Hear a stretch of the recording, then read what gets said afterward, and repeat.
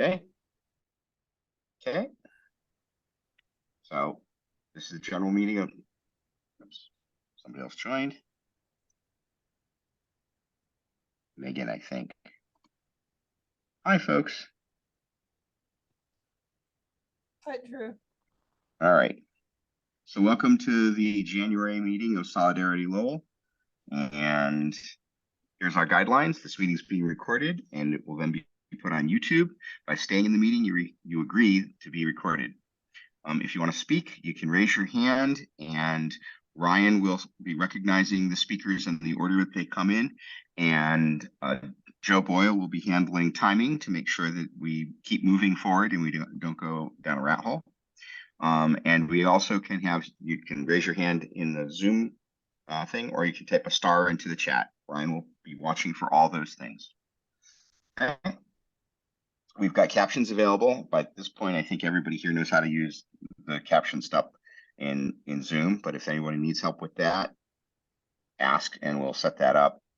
And then, as usual, if you're somebody who tends to hang back and not speak, we want to hear from you. So please step up. And if you're somebody who tends to be very extroverted and say lots of things, every now and then notice that you're there and step back a bit and let everybody else come on in. Assume that everybody here is an activist who's trying to do the right thing. We're all trying to get the right thing to happen. Assume positive intentions. And please, some of us are working long hours or we're tired or just the sound recording is not so great on our computers. So don't go too fast with the speaking because we may miss it. All right, here's our agenda for the night. We're going to do an attendee intro and then we're going to do the land acknowledgement. And I'm going to arbitrarily, because I am the top of this, introduce myself, and then we're going to move on. My name is Ron Peastree. My pronouns are he, him, his. I live in Centerville, next to the reservoir here in Lowell. And I am your host, and well, one of your hosts. I'm part of the Solidarity Lowell Coordinating Committee, as are a lot of other people on this call. Dee, your turn.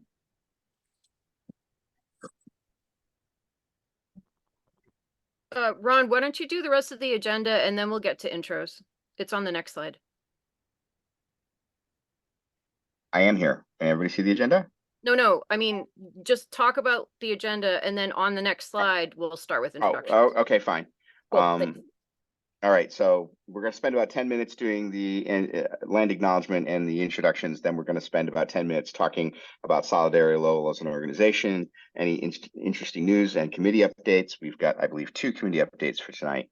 And then we've got some allied organizations that are present or that we know about. Any announcements from them would be nice. And then we get into the heart of the meeting.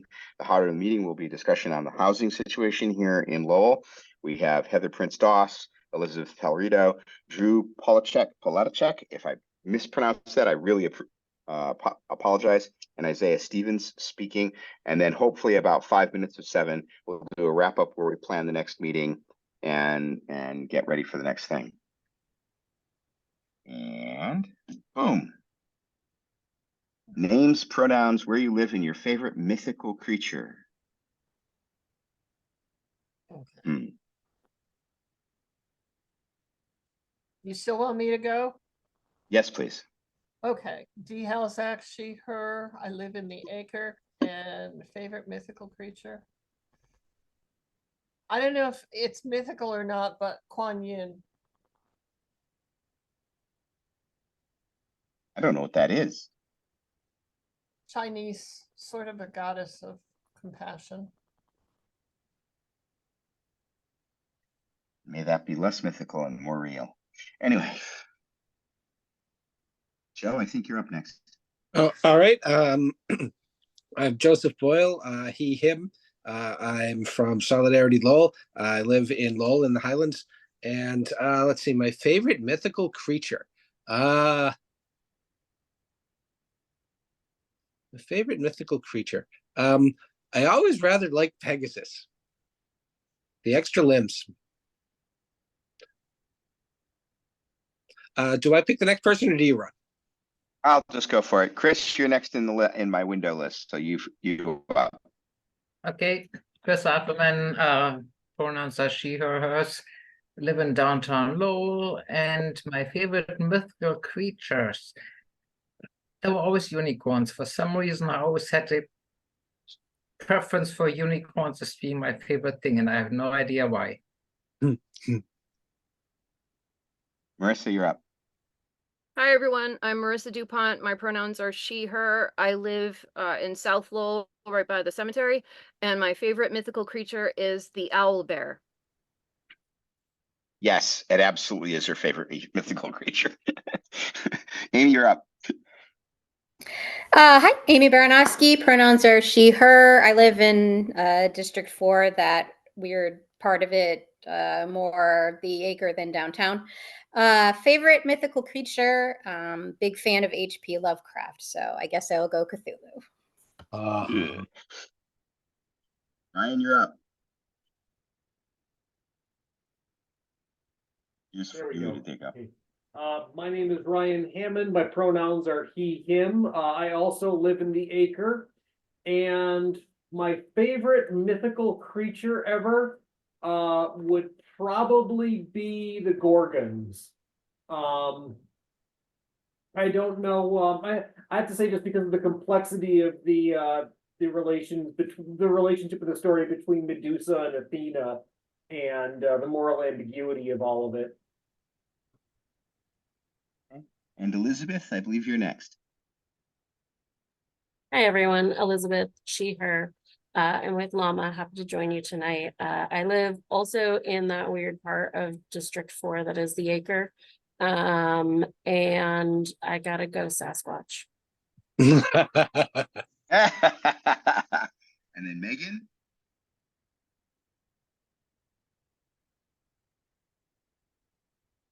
Megan, you're up. Her audio isn't working, she said. Oh, you've got no audio. Okay. She's in the And she's in the Drew. chat. I'll read what she wrote. It says, "I'm Meg, she, her. I live in the acre across from the canal. Favorite mythical creature is unicorn." Okay. And then Drew, your turn. Hey everyone, my name is Drew, he, him pronouns. I'm from Llama. Thank you for inviting me here. I live across from the high school, and my favorite mythical creature is Mothman. Mitchell, it's your turn. Mitchell, you there? Yeah, I'm here. Yeah, sorry, just misclicking there. Hey, Mitch Paulin, he, him. I live in the acre. It's a former Warhammer kid. My favorite mythical creature is a griffin. That's Daniel, you're up. Dan O'Connor. I live in Drakeit, and I guess I'd say leprechaun. Okay. And then Linda. That's actually Tom Barrington. I'm sorry I'm a little late. My favorite mythical creature, I have no idea. But I'm glad to be here. Fair enough. And then Tina.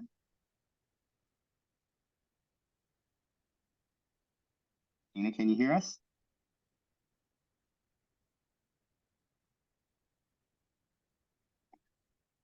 All right, we'll come back. Did I miss anybody? Let me see. I think that's everybody. Tina said her audio isn't working either. She Okay. says she's Tina Degree, she, her, and no mythical creature. Okay.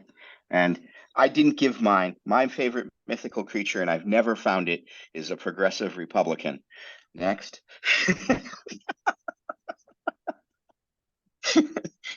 Oh, Heather. Hi. We were just doing the name, pronouns, where you live, and what's your favorite mythical creature. Does that mean it's my turn? Yes, ma'am. Okay. I'm Heather Prince Doss. My pronouns are she, her. I live in Centerville in Lowell.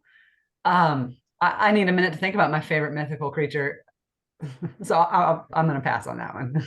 That's just take your time. If you come up with it later, it took me a while to think of mine. Mine was progressive Republican. Anyway. All right. In any event, Now we're going to do a land acknowledgement. I want to recognize the fact that, and this is the first time I've been able to do this as a half-breed Native American. I actually get to do this myself now. We're standing on the land of the Wabanaki, the Pennacook, the Pentucket, the Pennatuk, and the Agawam. This information comes from nativeland.ca, and we have some respect for where we are and who came before us. Solidarity Lowell is a volunteer group of Greater Lowell community members working towards social justice by defending human rights, dignity, and equality for all people against hate and discrimination. We welcome new members. The Solidarity Coordinating Committee is your elected team of volunteers running the meetings. They are your hosts tonight, organizing events, disseminating relevant news, and sharing calls to action. And then the Coordinating Committee elections are held in April. If you're interested in joining either Solidarity Lowell or the Coordinating Committee, please contact us after the meeting to learn more about how to do so. All right. Solidarity Lowell is a chapter of Progressive Massachusetts, which just had its annual meeting yesterday. Progressive Mass is a statewide member-driven grassroots organization committed to fighting for a vision of shared prosperity, racial and social justice, good government, and environmental sustainability in Massachusetts. ProgressiveMass.com, which I always wish we were .org instead of .com, but we're .com. Or contact us after the meeting to learn more. So, first pieces of things, our own Amy Baranowski won the Merrimack Valley Project MICA Award from Solidarity Lowell. I'd like to say, because I wasn't able to attend that meeting, how much I really am in favor of her winning that award. She works very hard, doesn't ask for anything about it, doesn't look for any recognition. She just gets things done. And I've always really, really respected Amy for that. The Lowell Public Schools received a fiscal year strengthening family school partnership grant of 20 grand from the Department of Elementary and Secondary Education. This will allow school and district leaders to make a clear and transparent commitment to equitable family engagement. Let's see how they implement it. The City of Lowell honored as 2023 Mass Safe Climate Leader for ongoing efforts to curb energy use and lead the Commonwealth to a net zero future. I'll let each of us as activists digest that and see how we feel. Access to counsel is included in Governor Healy's 2025 budget. This has been a big issue. The way people are treated in the courts is vastly different if they actually have legal counsel versus if they not. And we've been fighting for a while now to get this to happen. So this is a big win.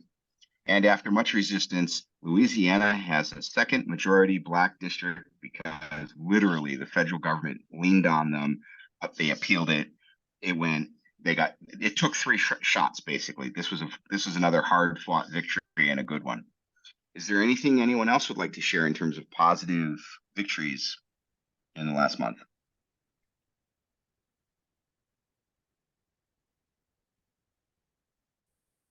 Okay.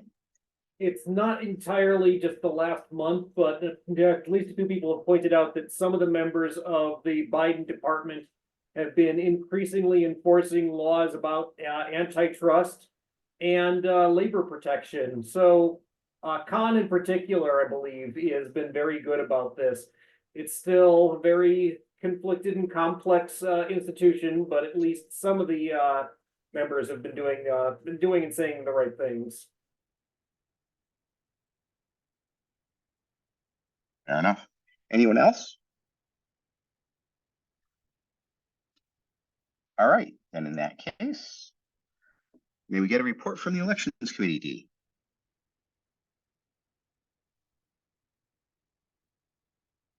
D? Sorry, forgot to unmute.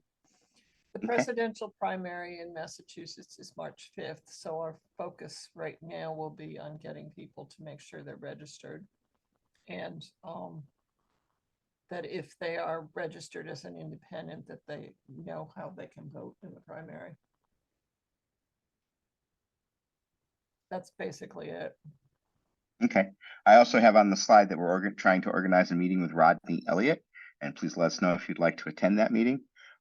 As one of the two people who's supposed to be responsible for making this happen, I'll tell you that we have not gotten this done yet, and Mitchell and I are on the spot to make it happen. So if you're interested in helping in other ways, please contact solidarity.com. This year, 2024, obviously, there's going to be a lot of elections work here in Lowell. I'm a precinct warden, and last elections, this past November, I had only 10% voter turnout. I'd like that to not be anywhere near the truth.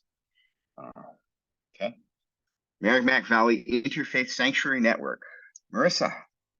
Yes, hi. I am Marissa DuPont. I am the volunteer coordinator for the Merrimack Valley Interfaith Sanctuary Network at Solidarity Lowell. We are helping out, I wouldn't say supporting, maybe that's the wrong word, but we're helping out an asylum seeker named Lillian. She's from the Dominican Republic. She has had an application in for one of the housing programs where she can get it at a discount. And it's like the paperwork is moving so slowly. Like when they asked me if I wanted to update the slide, I was like, I can't believe it, but no, like she still doesn't have a place there, but she's really hoping it'll happen soon. So if you have any way to assist her financially, that would be fantastic. Or gift cards, those are great. And you can give them to me and I'll pass them along to Lillian. My Cash App and Venmo are on the screen. And if you prefer checks or cash donations or gift cards, just email me and we can coordinate drop off. Okay. As long as we're on the topic of immigration stuff, is there anything else anyone else has to add with regards to this topic? Because I know it's a big one. All right. All right. Unpacking Whiteness Dialogue Group. Marissa, you're up again. Yes. So we have a group that we've organized and we've been running for, I don't know, 4 or 5 years now. 8 years. I don't think it's that long. Well, I don't know. The pandemic was in the middle there, so I have no idea. But anyway, the idea is to explore racial biases, white supremacy, white privilege, explicit and implicit bias, systemic racism, and microaggressions. These are supportive, structured dialogues. It's 5-session, 1 per week, capped at 10 people. And after attending the dialogue group, you are invited to the ongoing group, which meets once a month and alternates between discussing a book or watching a film. And you can sign up at bit.ly/UW-signup, or just email me and we'll get you in. Thank you. All right. And we have a thing called Demonstrate, Dine, and Discuss. Ryan, would you like to talk about it?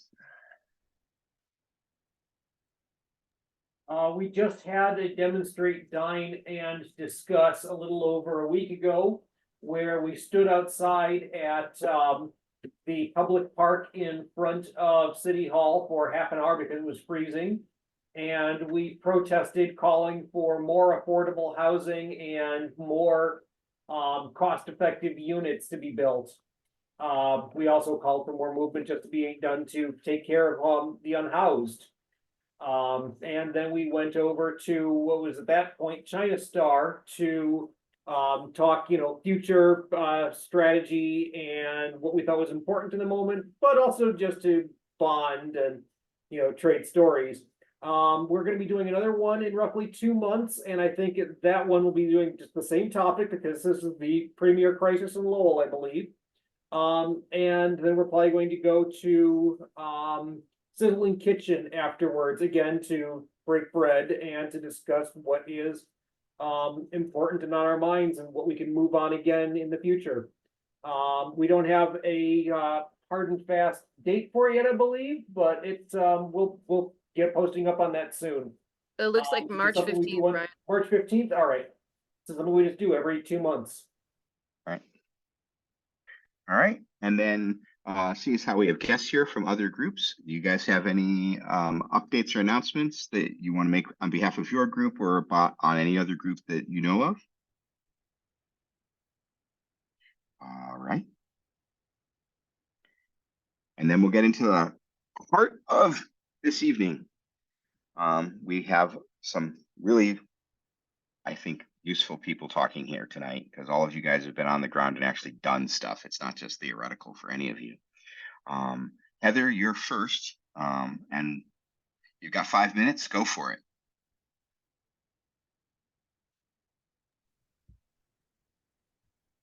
Hold on, sorry, I'm just trying to make my screen a little bigger. It doesn't like that because of your little, hold on. There we go. Hi, everyone. Nice to see all of you, and thank you for giving me some time. I think the way I understood it was to give a little bit of an update on what we're seeing in the homeless community and any insight we have into what steps might be helpful to responding to homelessness in our community. Is that the right charge? Okay, thank you. Sounds good. I got a thumbs up from Marissa. I guess I saw that. So I am the pastor at the Elliott Presbyterian Church. I know a lot of you, not everyone. And we operate a day center at the church that serves people experiencing homelessness 5 days a week.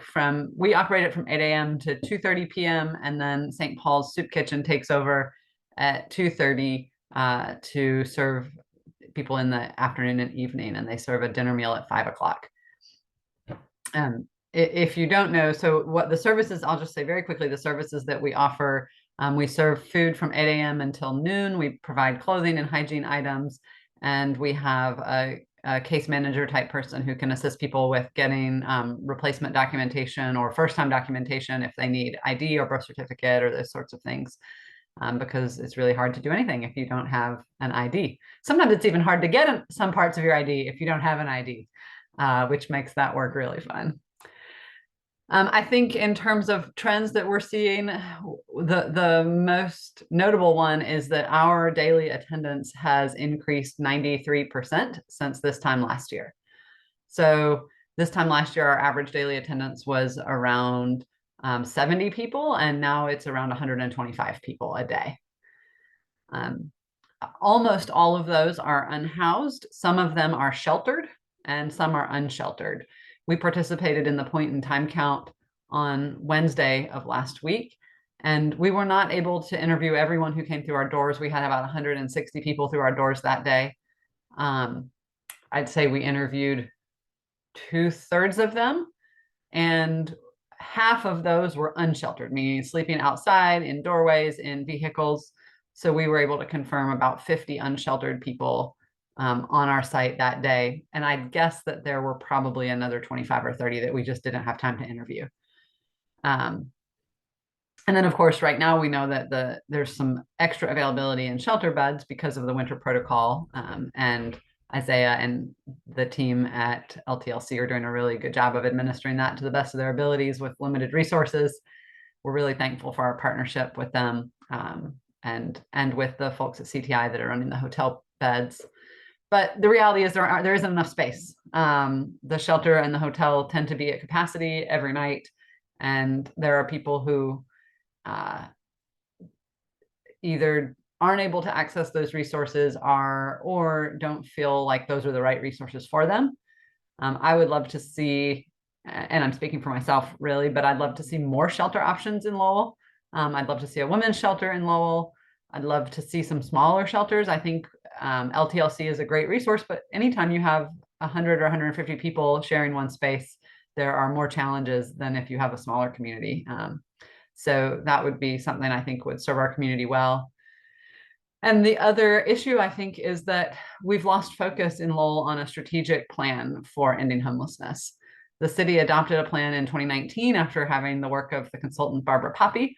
And we took some steps towards the start of that plan, but then the pandemic hit and things sort of fell apart. So I think the city administration has not coalesced either back around that plan or decided on some new plan that offers a strategic approach. It feels pretty piecemeal to me right now, sort of emergency response and who can do what, but there's not sort of a long-term plan for how to reduce and even end homelessness in Lowell. So I would love to see advocacy toward that. If you're interested in direct service, we're always happy to have volunteers at the day center. We tend to look for volunteers who can give time on a regular basis. So 1 day a week for a couple hours, because relationships are really important to the work we do. It's hard to have volunteers come in on a one-off basis or like a youth group or something that wants to come. It's not really the way we operate. But if you have a couple hours a week and you'd like to use it to serve the homeless, people experiencing homelessness, we can definitely find an opportunity for you.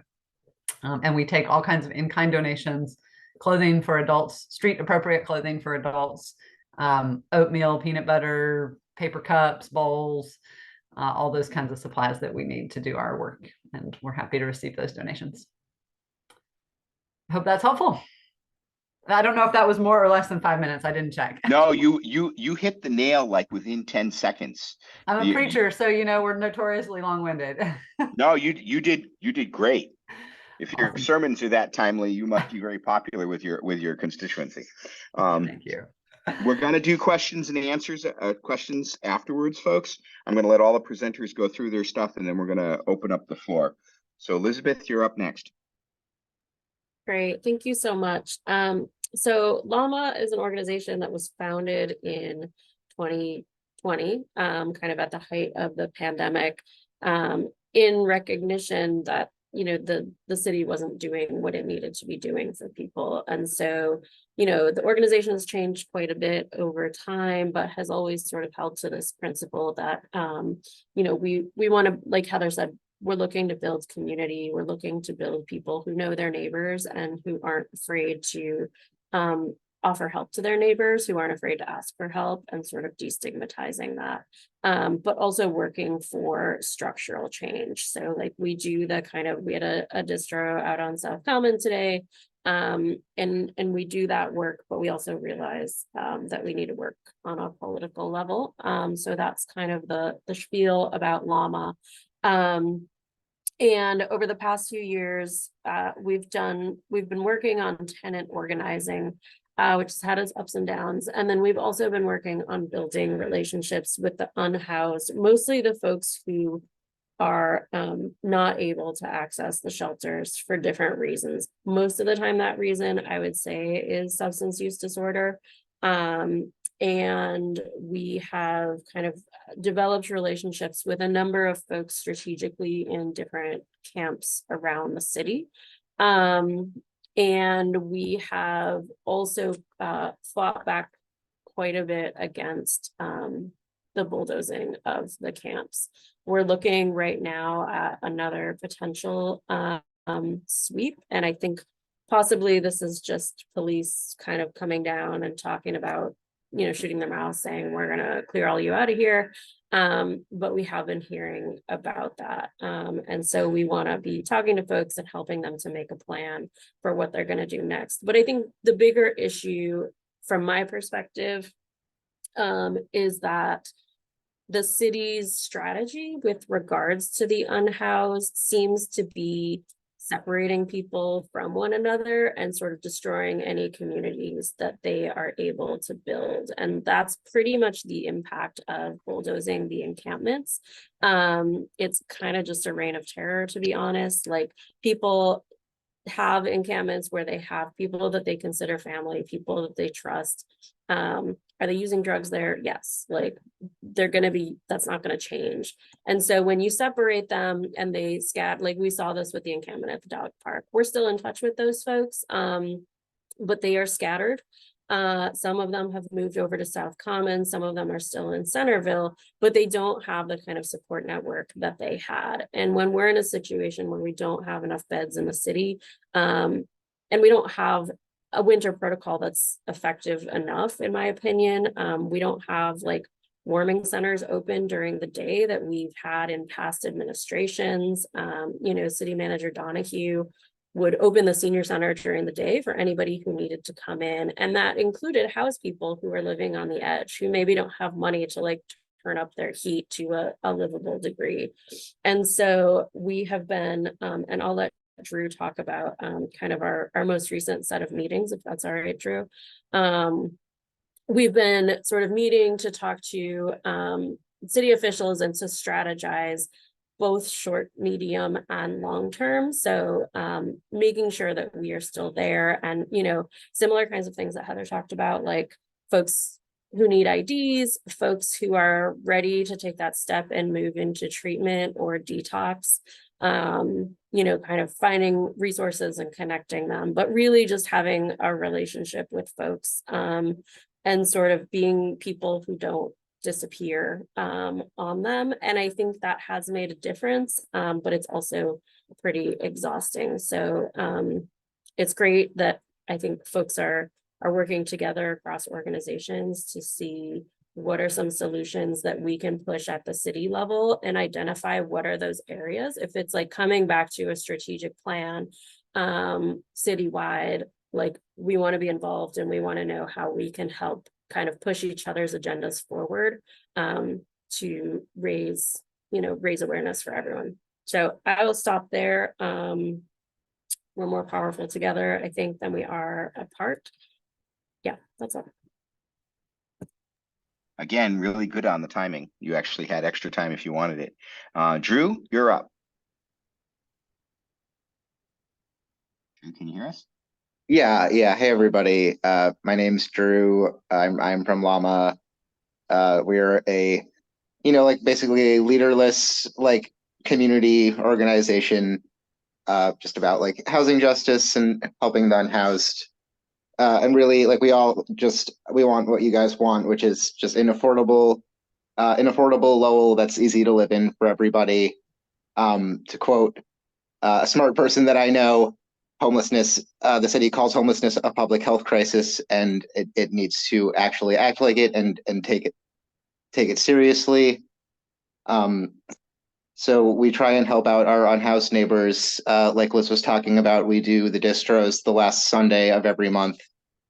And we encourage you to join us there if that is something that you're able to do.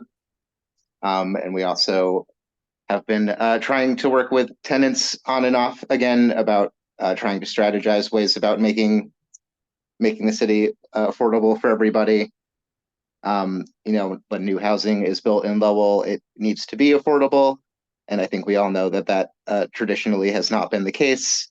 So we wanted to originally bring, Llama, Solidarity Lowell, Sacred Sun Project, and just every other group that is concerned with this kind of thing together for our emergency housing meetings, which we've been having twice a month, like every other Sunday, basically. So the next one is February 4th at the Wish Center. Is it, Liz? I can't remember exactly, but regardless, it's February 4th. So please join us there if you'd like. It's a pretty big group, to be honest, and we've all been kind of divided into other groups doing a bunch of different things. But Elizabeth and I and Chris Offerman have been meeting with Wayne Jeunesse, or we met with Wayne Jeunesse once, I should say, to talk with him about his motion to do something in Lowell similar to Worcester turning their RMV into emergency shelter for the unhoused, and also just kind of like talk with him about affordable housing in general, just because like it's better to have like some kind of a relationship with these people, even if like they're not always going to do the right thing. It's better to at least have like some access and be able to like whisper in their ear at those pivotal points. And Wayne, to his credit, was mostly pretty sympathetic to everything that we were saying. He said that he would rather prioritize building more expensive housing than no housing at all, which wasn't great because obviously those aren't the only two options. But so we're going to continue down that path and try to keep relationship building with the city councilors. And yeah, that's basically it. I know I already mentioned the distros already, but we would really like it if you guys came to those because the more people we can help, the better. All right, that's all I had. Quick question about the meeting on the 4th. Is that going to have a remote option, Zoom or some other way of being there? Or is that only going to be in person? We can create one, yeah. Yeah, unfortunately, because it's tax season, I'm not going to be able to attend in person, but I'd love to be able to attend via Zoom. And I know some other people who are in similar situations. And the next person up, and you actually had a minute left if you wanted it, Drew. The next person up is Isaiah.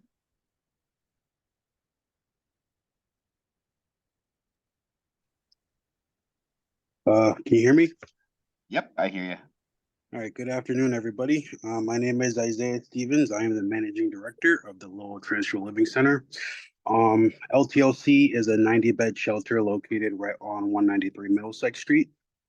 We offer case management services, harm reduction services, addiction counseling, HIV testing, healthcare for the homeless, as well as we have a housing portfolio of about 90 SRO slash studio apartments. As everyone in this group is aware, that's not enough for the housing population in Lowell, not just homeless, but low income. We have what I call a bottleneck effect happening in Lowell right now. Because the housing is so expensive, you have more and more people falling into homelessness. And because the housing is so expensive, you can't move anyone into any housing. So basically, people are coming into the shelter faster than we can house them. So it really, really is a public health crisis, as someone just said. Yeah, I've been at LTLC for about 6 years. When I first started at LTLC, we were what's called a sober slash dry shelter. But for the past 4 years, we've been operating as a wet shelter because sobriety shouldn't be a barrier to housing someone. So yeah, that's LTLC. If anyone has any questions, I'm happy to answer them.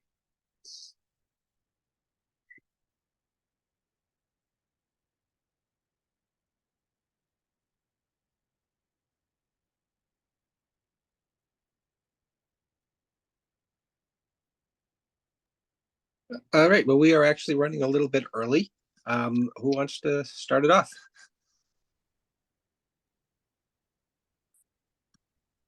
I've got a quick question. What happened to the 2019 plan? Where is it? Do we have a copy of it someplace? Do we have something that we could try and build off of? Are you speaking about the housing task force plan? Yes, the one that Heather mentioned when she first spoke. I think Isaiah wasn't here. Isaiah, I was talking about the plan that the city developed with Barbara Poppy. Mm-hmm. Is that the one you're thinking of? Is that called the Housing Task Force Plan? I'm not sure the name of it actually. Yep, that's the housing task force. That group is still meeting. Now it's being run by obviously Mara Fitzpatrick. It was run by Mary Shannon before.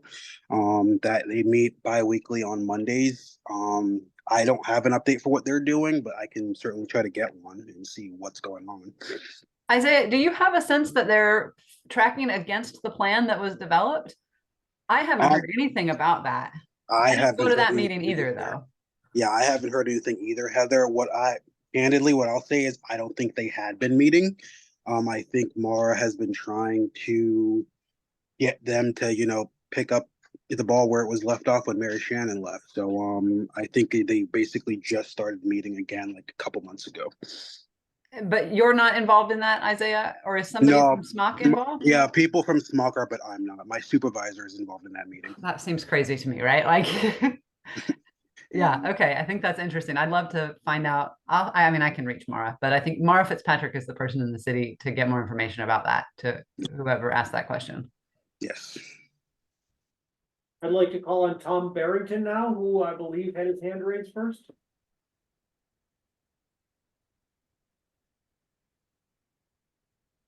Hi, Isaiah. I was just wondering, how is winter protocol going? How many people are coming in? And when can they come in and when do they have to leave for the day? Just trying to get a sense of how that's being run now. Sure. So winter protocol has been going okay. We basically cap out for the men every night, but for the women, we always have some extra beds. We cap at about 50 men every night. And then with women, we can hold about 20. We haven't hit max capacity with the women yet, but with the guys, like I said, we've been going over, especially on nights when it snows. Yeah. We have everyone wake up at 6 a.m. We do breakfast at 7, and then we have everyone leave at 8 o'clock in the morning, unless it's like a blizzard or winter weather emergency. Then we'll just make it an end day and have everyone stay inside the building. Okay. And have you had enough staff? Nope. Nope, we have not. Staffing is a big problem right now, and it seems to be a big problem in the workforce in America right now, but particularly in human service work. It's our field is criminally underpaid, and right now the job is very hard. So yeah, people aren't knocking down the door to come work at the shelter, unfortunately. Thank you. You're welcome. Elizabeth Pellerito, you have the floor.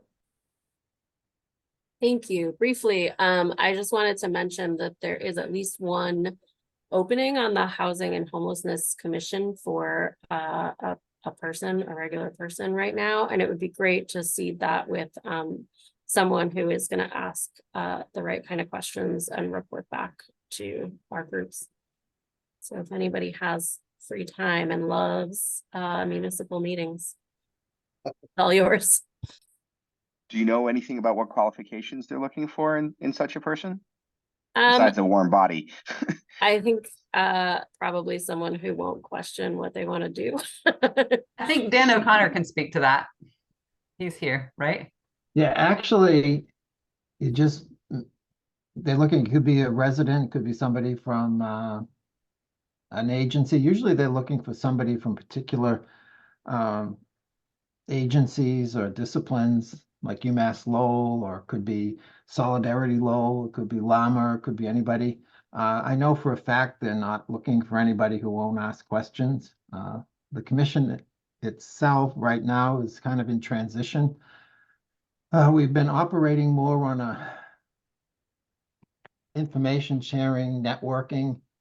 We have guest speakers. Generally, we have about 90 folks, sometimes 100 folks that will be in attendance. You know, we've had the commissioner of DTA, we've had the manager, the head of Office of Refugee Assistance. So I think we're looking to be more of a regular city commission, but it's a fine line. Because I've been involved with the commission for a while, and when we ran it that way, we'd have 12 people at the meeting. So, but I wouldn't discourage anybody from applying or requesting to be appointed, thinking that the city is looking for somebody who won't ask any questions. That's not the case at all. It really isn't. Does anyone know the procedure or who needs to be contacted or in order to? Mary Calorie, I think. I can get that to Dee with the contact people, and she can get it out to you. Okay. Tina is asking, what are the hours and could this info be posted? What are the hours for the commission? For the opening you're talking about. Well, there's a commission meeting. We meet every first Wednesday of the month at noon. I think as we get more formal, we'll be trying to do subcommittees. So there's no set hours. All right, next up, Heather Prince Doss. I just wanted to say a little bit more about the Hunger and Homelessness Commission. Dan, I think those are open meetings, right? So people who are not commission members can attend if you're interested in seeing how it works. Is that right? Yeah, like I said, the commissioner, I believe, has, I think 3 new appointments have just recently been made, and we had 9. But like I said, the meetings have been upwards of 90 folks attending the meeting. So, and we So try you can as much. attend a meeting without being a commissioner. That's what I think I want people on. Oh yeah, they're public meetings. Yeah. And I would echo what Dan said. I think the meetings, in my experience in the last, I don't know, I've been going for 4 years or so, 5 years, have been mostly information sharing. It doesn't feel like a very advocacy or policy. They're not directing policy for the city. That's something that I would like to see change. And I've said that to Dan, and I'll say it here. So I think, and the networking and the information sharing is useful, but it doesn't necessarily move the needle on changing policy in the city. And I don't know if the reorganized commission is going to want to do that, but I think it would be a good role for the commission to really be advising the administration on policies and practices for how the city should be, in my mind, moving towards a strategic plan or enacting their strategic plan. Yeah, well, that's certainly something that, if there's anyone who wants to fill that position could bring to it, or even if there are folks who don't want to be on the commission but want to bring issues to it, I'm always looking for agenda items. Calling on Dee Halksack next. I just wanted to say that any openings on commissions are posted on the city's website along with other job openings. The commission positions are unpaid, but they'll have descriptions of what they're looking for and what the position entails. I can dig that up for you all.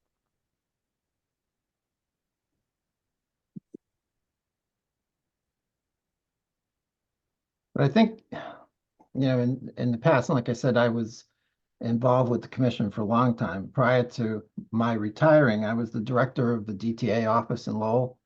And I wasn't a commission member, but I found the commission useful kind of on the information sharing.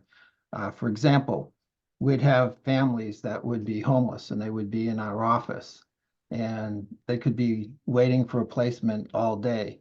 And to be honest, I was going broke buying lunches, but folks from the Lowell Transitional Living Center, said, just give us a call, we'll do bag lunches.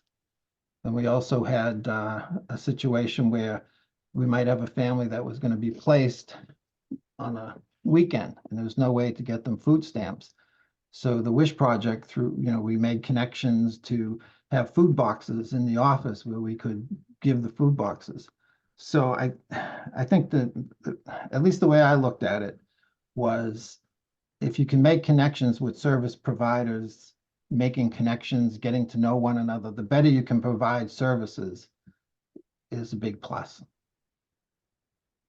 Yeah, we do have a lot of groups that talk a lot about a lot of issues, but sometimes when the kind of rubber hits the road, service provision is the key. And that's, to be honest, it's harder to get that connection and make those working relationships on Zoom. I think it was working much better when we were doing in person before COVID. And that's something we'd like to try to do. I'm just not quite sure how. I don't think we could have it at City Hall anymore because the numbers are just too large. Chris Offerman to the floor, please. Yes, I just want to pick up the one item from the chat. Tina said that, Tina, you said that you would love to be part of this. So Tina should have Dan's contact or Dan should have Tina's contact. How do we bring the two of you together other than being on the same Zoom here? Dan, you want to put your contact maybe into the chat so Tina can see it there? Sure. And what I do is before a meeting, I send out the meeting notice and the Zoom link, and I just send it out to as many distribution lists as I can maintain on my own. Another thing I'd kind of like to mention is as we reform the Hunger Homeless Commission, I'm looking to kind of step aside in a leadership role, and I'm hoping that somebody will take it over. Yes, but for the time being right now, if you can put your contact into the chat so Tina and others who might be interested to attend could see it, it could get in touch with you, could get onto your email list.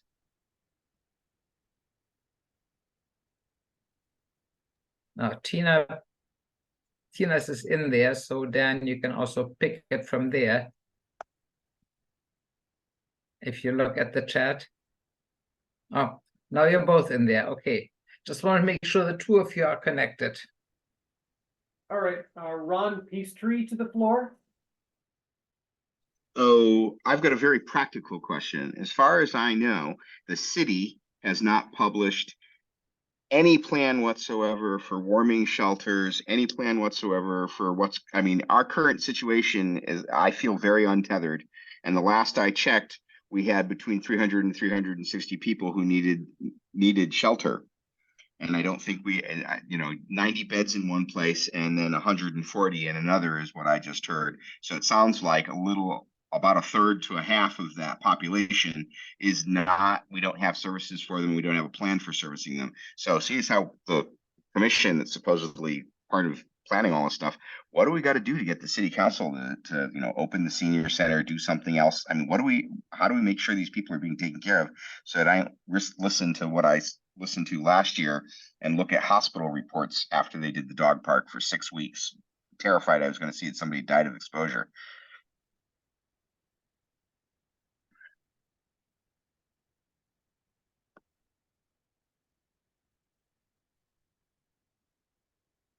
I think Heather's got her hand up to answer me. Heather to the floor, sorry. Thanks. I just want to say, I think we also need to count the hotel beds that CTI is administering for people experiencing homelessness. I don't think those were, Isaiah might know the exact number of beds they have. I believe it's around 60 beds for winter protocol they have. That's what I thought. I knew it was about 48 before winter protocol, and they added a few more. Right. In terms of the warming center, I've been pretty disappointed myself in the city's ability to get those stood up, especially on the weekends, because the day center is not open on the weekends. I mean, I think in some ways the day center can function as a warming center, but we're also at about maximum capacity, both in terms of the space and our staffing. And it's not a great option for people, for families or anything like that because of the population we serve. I don't know if it's the city council or the administration that needs to be pressured on the warming centers. I would probably go directly to the city manager. Elizabeth Pellerito.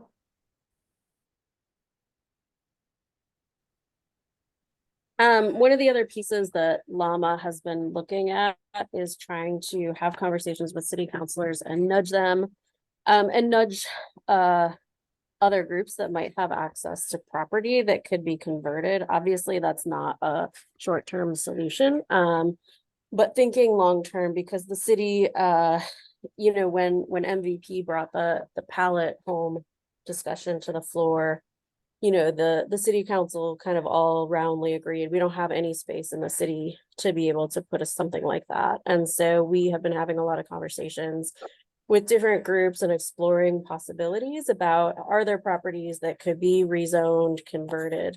And are there city properties as well?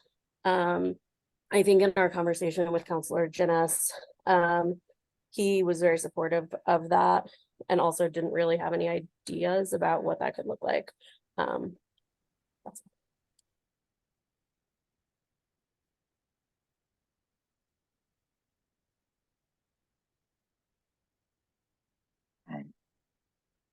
I can't raise my hand with the little funky icon for some reason while I'm presenting. So I'm just gonna jump in here. When I went to the first Llama meeting that we had about the housing stuff, I suggested that we should be thinking on 3 different timescales: exigent, basically emergency circumstances, tactical stuff that will turn exigent if we don't pay attention to it, and strategic issues that need to be happening. And I still think that might be a useful framework. Now obviously things like warming centers in the middle of the winter is an exigent thing, but some way of organizing this stuff, because I think a lot of city councilors are just overwhelmed. We are the 4th densest population in Massachusetts and one of the 5 poorest cities per capita in Massachusetts, and I think a lot of the city councilors have just like felt overwhelmed. And I'm not letting them off the hook, but I think they need help they're not getting, and I'd love to give them some direction, hints. I don't know how to put it. Something to make them feel like there's a way they can shovel and not be completely overwhelmed by the size of the problem.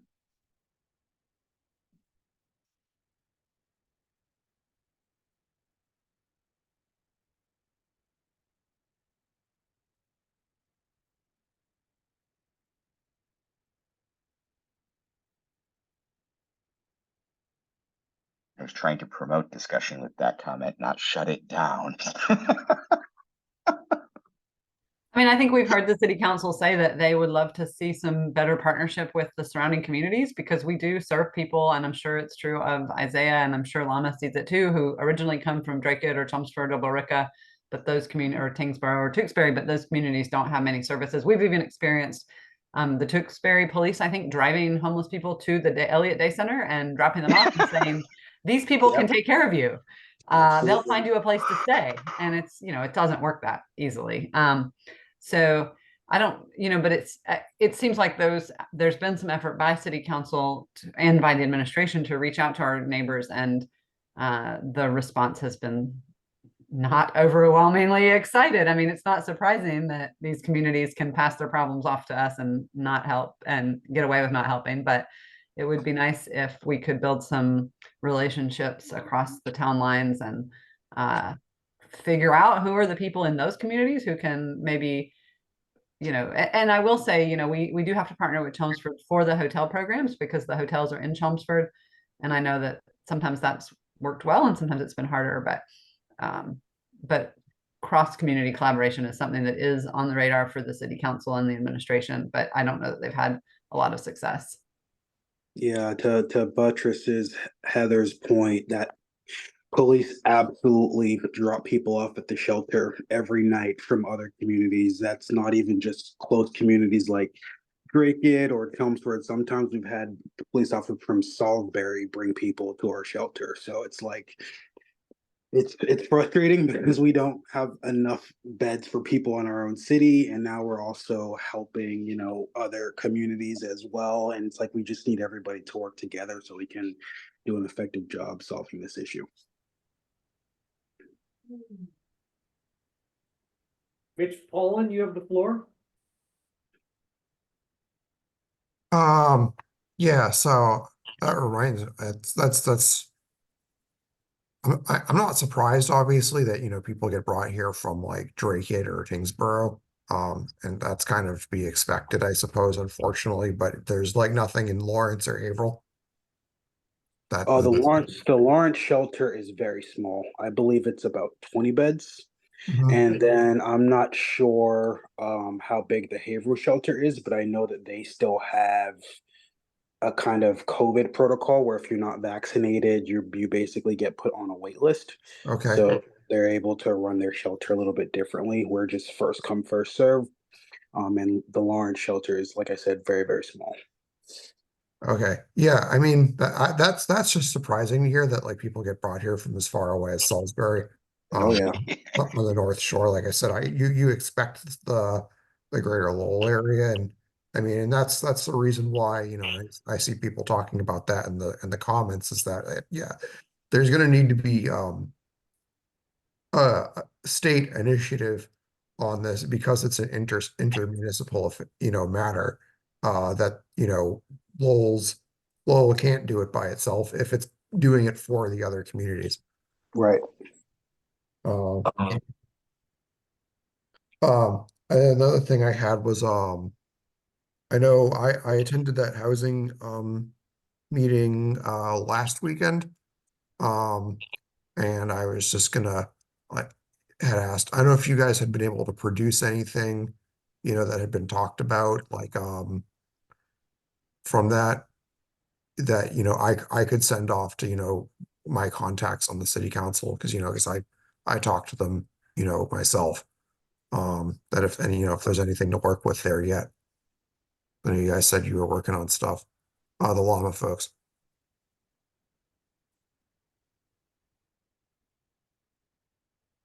Drew Palatchek, you have the floor.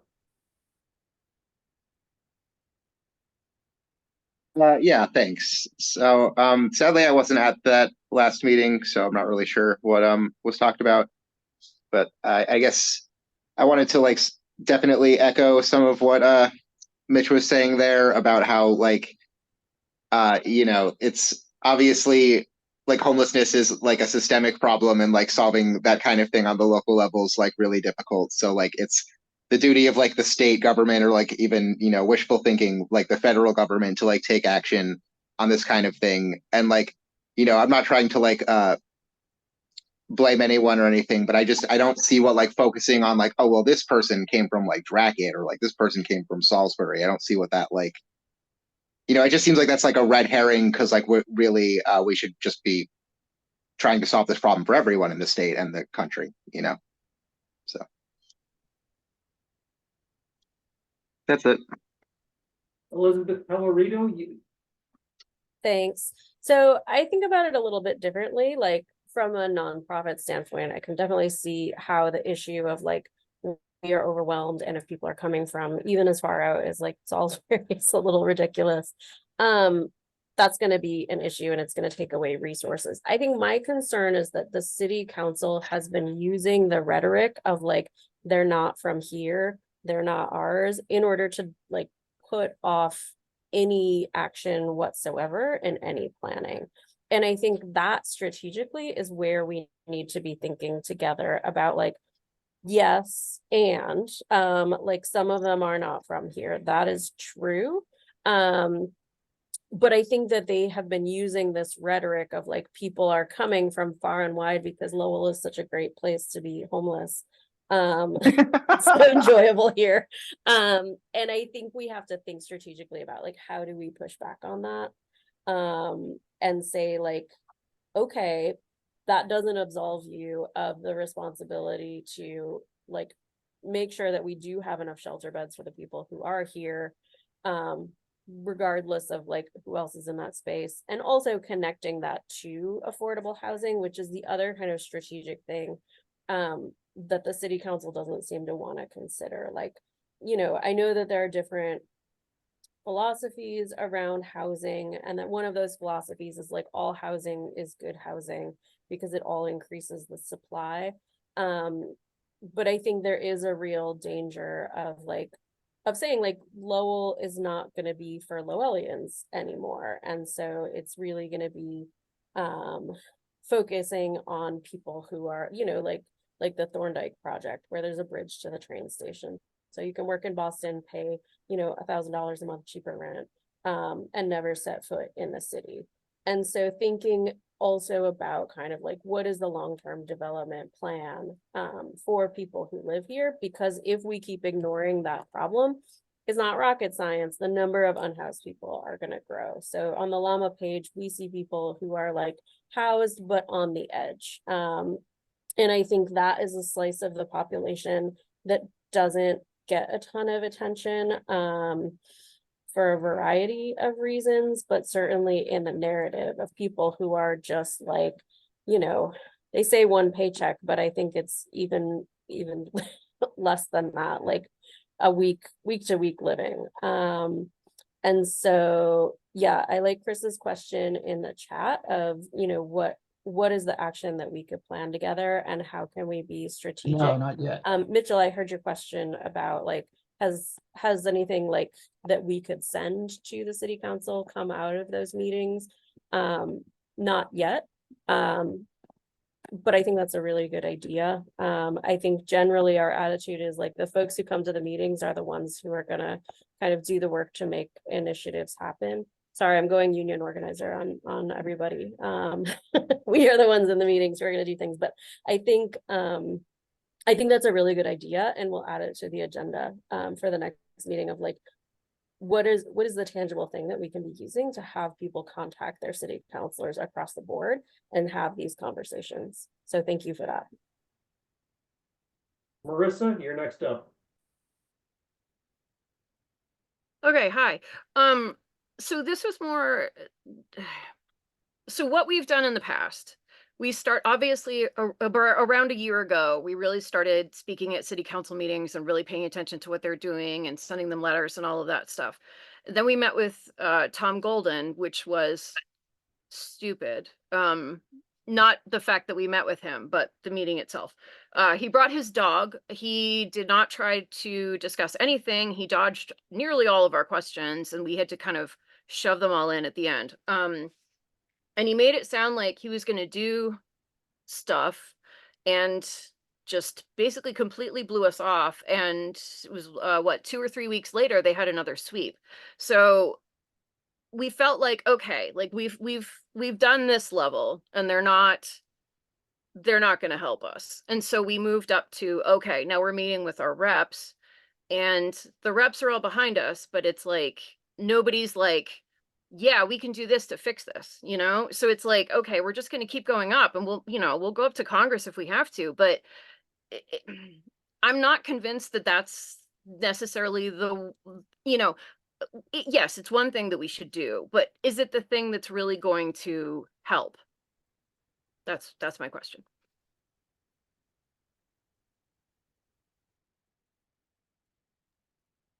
All right, I'll call on Mitchell next.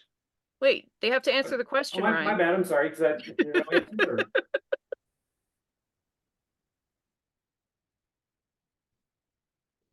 I think the chat's blowing up. I think people are a little distracted by the chat right now. Okay, well, I'll wait. Well, if they didn't hear it, just move on. It's fine.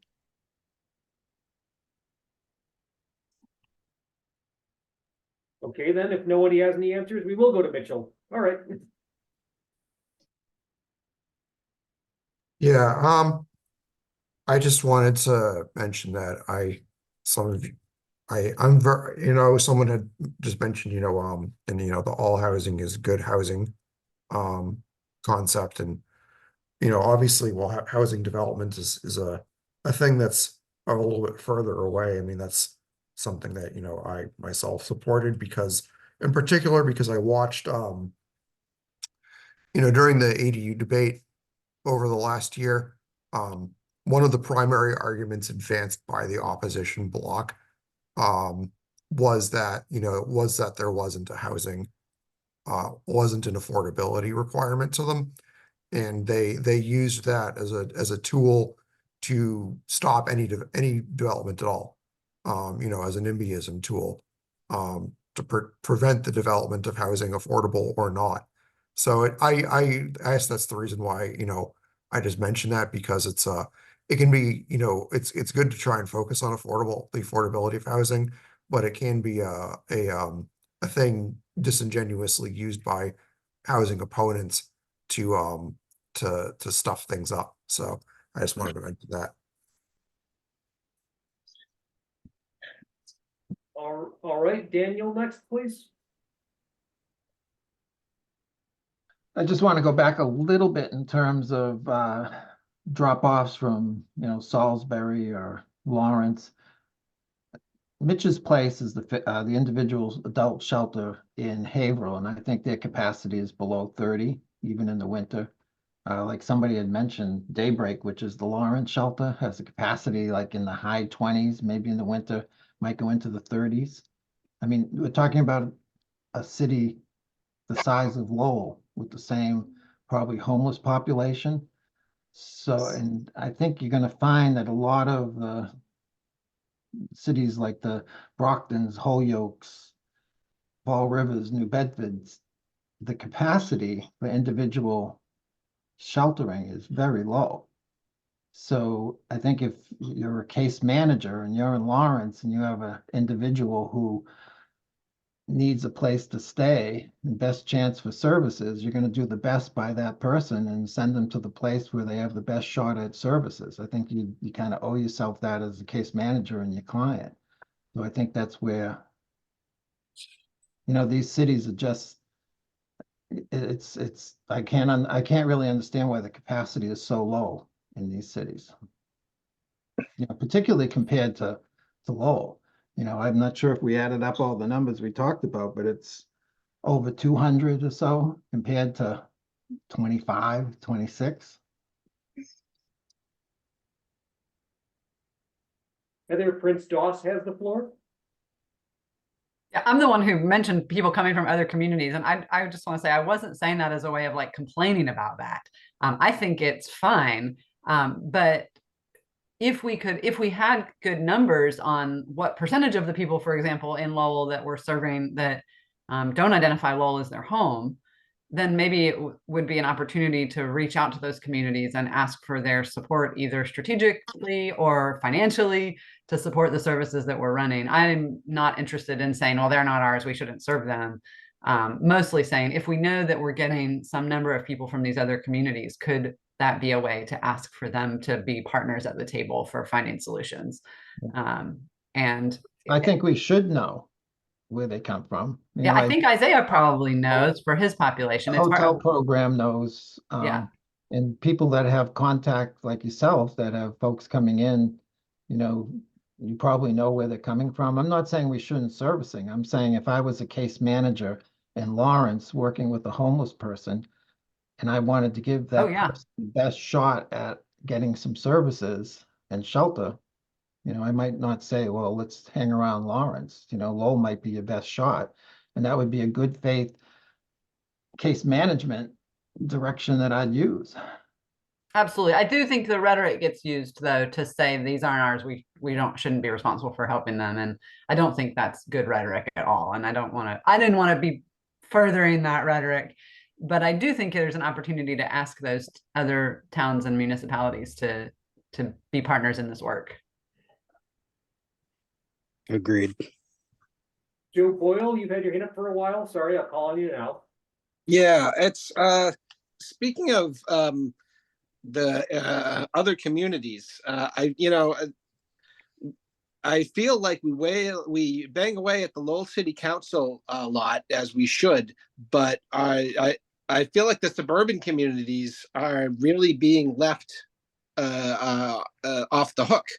And is there anything we can do to organize for more housing production, more multifamily housing production in the suburban communities, more affordable housing production in other communities that are, frankly, these suburban communities, and shutting the door, the people living there shutting the door behind them, and through exclusionary zoning is the biggest reason that we're here with a housing shortage. And is there any way that progressive organizing in Lowell can be used on the communities around us?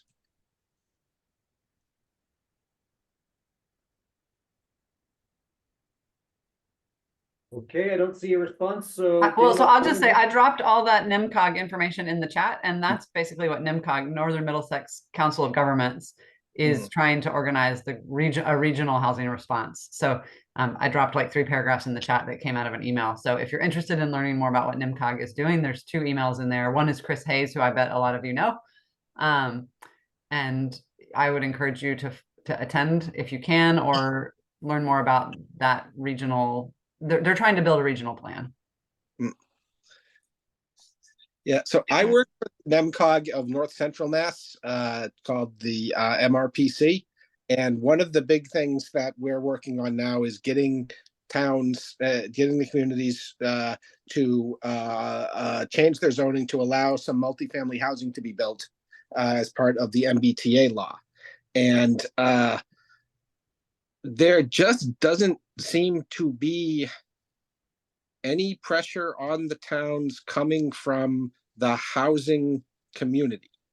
There's pressure on them coming from the state, but there just seems to me to be a gap that the urban housing activists are only working in the cities, and they're not in the conversation about the suburbs at all. And the government side is there, and NEMCOG is there, and I don't think anyone's ever really found a role for our type. Talking about our now as Joe on the Solidarity Lowell Coordinated Committee, our type of organizing and activism to be involved in that.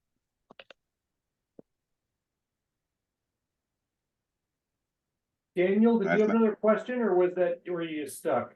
No, I think, the regional approach, and I'm glad you mentioned the summit that's coming up. But I think the advocacy needs to be at the state level. I don't think there's really much that the Lowell City Council can do to push Draker to Chelmsford or Lawrence into doing more. I think it has to be the state reps or the state senator trying to get a kind of a statewide approach. Yeah, Brian's missed my hand up in the chat because he's got way too much to pay attention to. Yeah, but that was one of the things. That's one of the things I wanted to really, really emphasize. We all get that this is a systemic problem, and you're not going to get a point solution to a systemic problem. We need to have the state involved and looking at all the towns in Massachusetts and saying this is a lot like healthcare.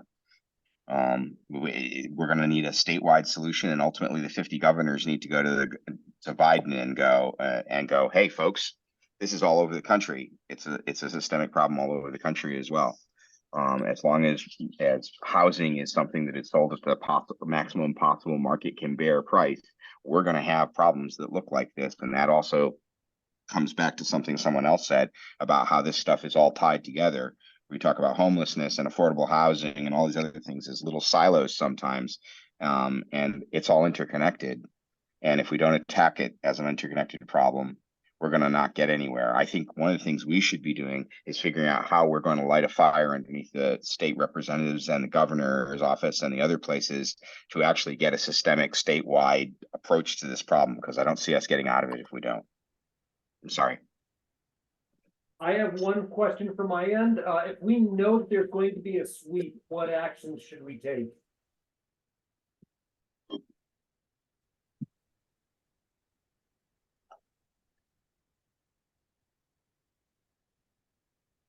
I guess, go to Dan then. Well, I don't know what action to take for a sweep, but I think you might want to, as a meeting, try to get a speaker from the MBTA legislation around requirements for housing to be built. I'm not an expert on that, but there are some housing restrictions or funding restrictions if municipalities and even communities don't meet certain housing guidelines. Or so you might want to look into that and get a speaker to explain how that could impact Lowell and how it could impact some of the towns. All right, and D now. You have the floor.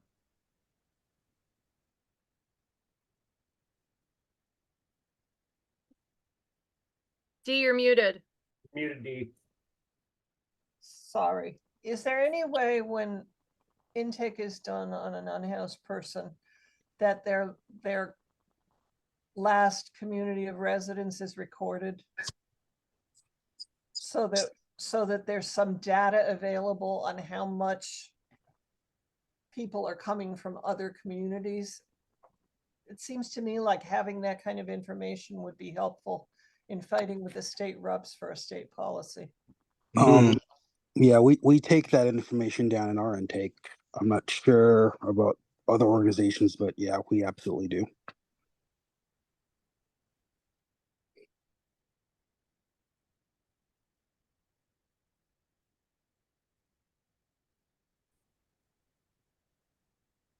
One more question from my end. I heard that there was a count of the unhoused in the 24th. What came from that? Yeah, the annual pit count. I don't think the official number has been released yet, but yeah, my organization, CTI, a couple other organizations in the city, we went out at 5 a.m. to a bunch of the camps and did a count of unhoused persons sleeping outside. I don't have the official number yet, but I know typically those numbers are reported to the state. And we also counted at the day center, Isaiah, from I'm sure we probably duplicated some of your folks. Hopefully we identified them well enough, but we did count people at the day center too. Yes, so they do a count of both unhoused, meaning sleeping outside, and housed in shelter. And then they formulate those numbers and advocate for dollars for the work we do. So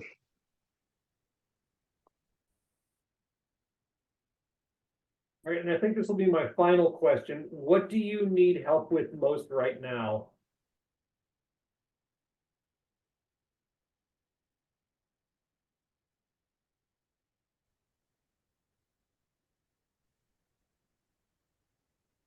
Just from lay people, not necessarily from experts. Just anyone could pitch in right now. With shelters and and providing services to the unhoused. What do you need most from the average person right now? Speaking for LCLC, I'll say it is wintertime. So hand warmers, gloves, hats, anything that's gonna help keep people warm this winter. Linen is always good. And then if anyone's looking to volunteer at the shelter, where I see you guys are potentially organizing a day to come volunteer, we're always looking for volunteers to come help support our mission. So yeah, that's what you guys can do. That seems like an excellent place to segue into the fact that LTLC is going to be having a volunteer day soon. And I've got it on the screen, how you can get in contact with us to help out with that if you're interested.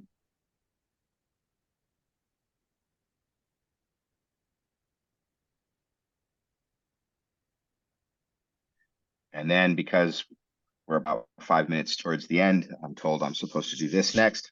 Our next meeting will be Sunday, February 25th at 5:30 p.m. I'll be honest, I could have this conversation with you guys for hours because I think we all care about this and we're all equally frustrated at the points where we've been pushing and not getting anything, and the sense that sometimes we are shouting into an empty cavern and nobody's listening. But we have to end this at 7. I'm told that numbers for COVID are going up, so we wanted to review our COVID policy as an organization, just to let people know that we will be enforcing this. It speaks for itself. We're all old hands at dealing with COVID at this point. I'm not gonna belabor the point. We all know what needs to happen. And please join us online. Here's our Facebook pages and our website and our Instagram and our Twitter, excuse me, X, and our YouTube and all those other fun, good things.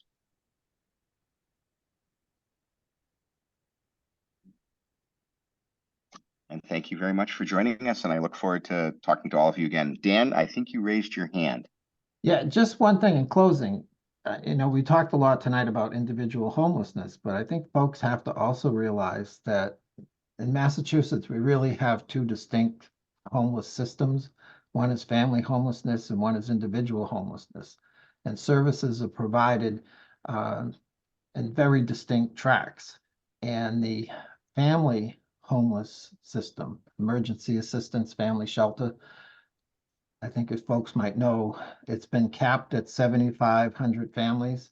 We've been at capacity now for months, and we've now stretched into 600 families on a waiting list that have been determined eligible for EA family shelter, but there's no shelter beds available.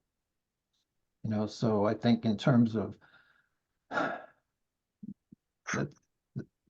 family shelters, probably the priority crisis at this point at the state level, because they're still looking for 200 and I believe $224 million to fund the system through the rest of the year, if that's enough.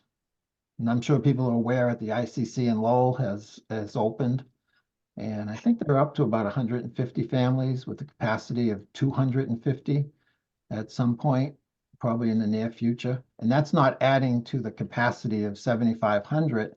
It's essentially a consolidation site. They're consolidating motels and hotels that they were using, what there was very little service capacity available. There was, so I think that's, unspoken tonight, but I mean, that's a crisis. And we have, talk about individuals who have no place to go during the day. We have 600 families in that same situation.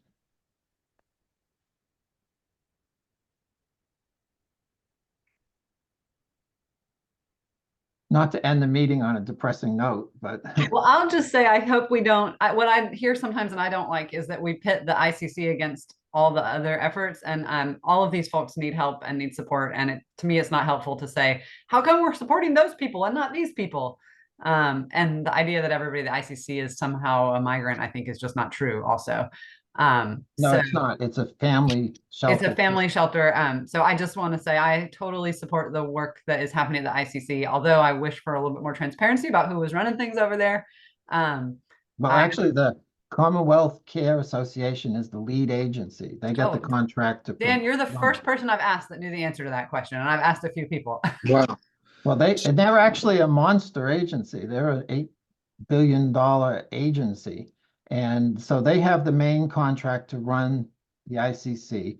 CTI either has a subcontract with them or they have a direct contract with EOHLC to provide resource coordination development. And I agree, we shouldn't be pitting, the services that might be going towards the ICC. But I think, and this is just my opinion, I think the state should be stepping in a little bit more aggressively, supporting the ICC, and the resources that are in the community in Lowell are certainly needed. I don't know if I'm making myself clear on that. So for example, they were talking about having ESL capacity at the ICC, and that's a perfect place to have it. But and they're looking towards, Lowell Adult Basic Ed, or Middlesex Community College, what community resources.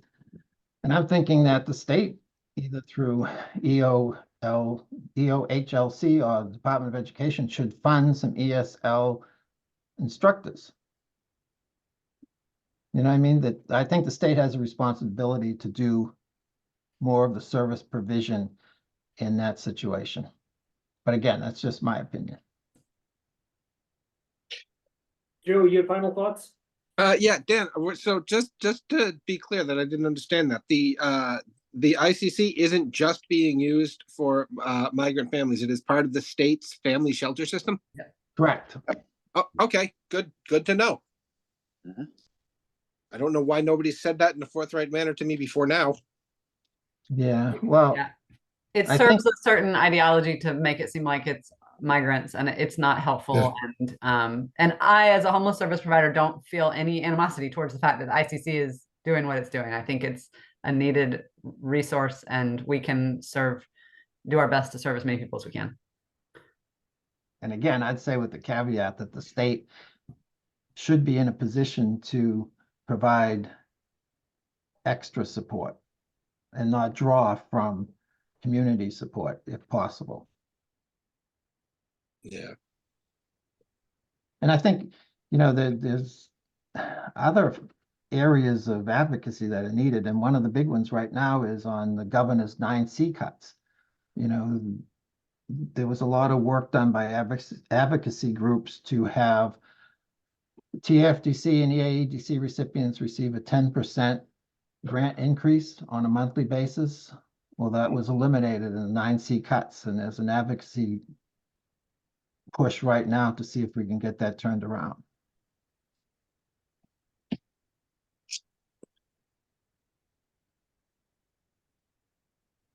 Alrighty, and we're basically on time. Okay, Joe, Yep. did you want to ask something? No, I didn't. I'm on my phone. I can't seem to take my hand down. It's stuck, Actually, yeah. it's Dan's hand. Dan's hand. I'm I was still sorry. saying up. I don't was paying attention there. All right, I'm all good. Okay, well, thank you. Thank you very much, everyone. Very Yes, thanks productive everybody meeting. for participating today. This was a great discussion. Yeah.